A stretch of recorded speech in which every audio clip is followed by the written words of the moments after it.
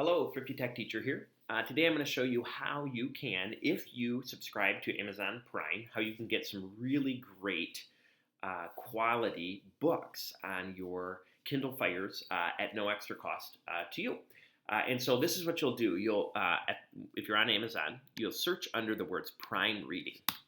So we'll just go in and see what happens here. And here we have listed before us all of the books that are available for free. It looks like there's 1,000 books to choose from. Now, obviously, 900 of those are probably going to be not appropriate for your classroom. So there is a way to kind of narrow it down. If you go to children's books right here, it will limit you obviously to the children's books that are available.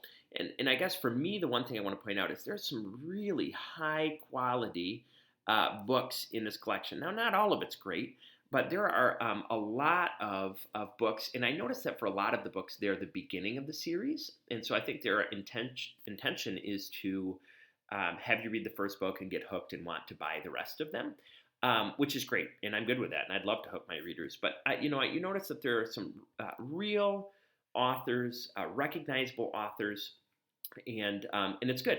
So let's say I want to get one of these books to appear on my Kindle Fire.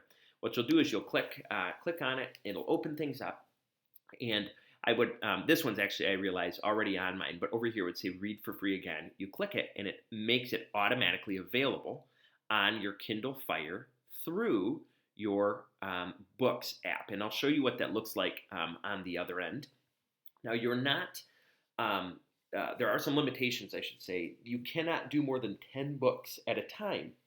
However, you can kind of constantly cycle through books, changing them regularly, keeping things fresh, really at no extra cost. Okay, so this is what it looks like on the other end.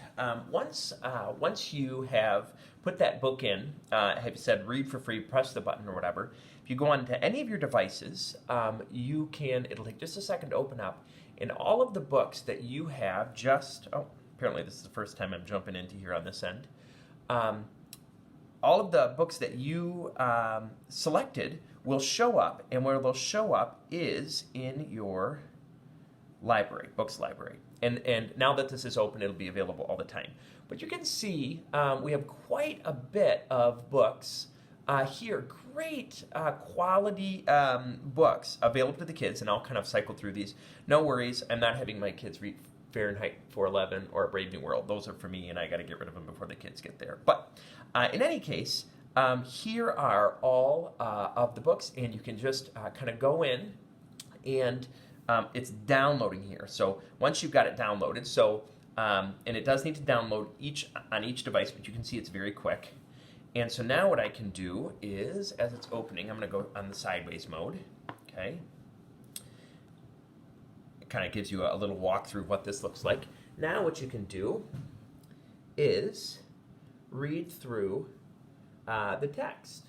I find that if there's any text that's too small, in some books, I guess not in this book here, but in some books, you're able to click on the text and it'll make itself bigger, which is helpful. There's also, if you double tap on this, there's some options that they can do for the brightness of the screen and things like that. But basically, this is how they cycle through a book. And if you go back, that'll take you back to your library. Notice I swiped up from the bottom. And again, you can go into any of the other books that you have here. Couple tips that I had for you. I have 12 devices, and you can only send books or have these books readable on 6 of those 12 devices. So if you have 6 devices, you can push it out, it'll go to all 6 devices, and you're good to go. If you have more than that, it's important to let kids know which of those 6 devices they can read the books on, because once they get to the 7th device, it's not available, if that makes sense. So free books, ready to go on each Kindle with very little work on your part. And again, as you go through the year, you can cycle through and find books that align with whatever you're teaching in class, whether it's a certain author, illustrator, whatever it might be. Great resources. And I should also say that if you want to purchase books, you don't have to do the free ones, but a purchase book will show up in the same way, and there you're obviously, there's no limit. limit on how many you can purchase. So hopefully you find this helpful. Great way to cycle through and introduce kids to books. And actually, reading off a device like this might just be the novelty that some kids need to get excited about reading. I hope you find this helpful, and thanks for watching.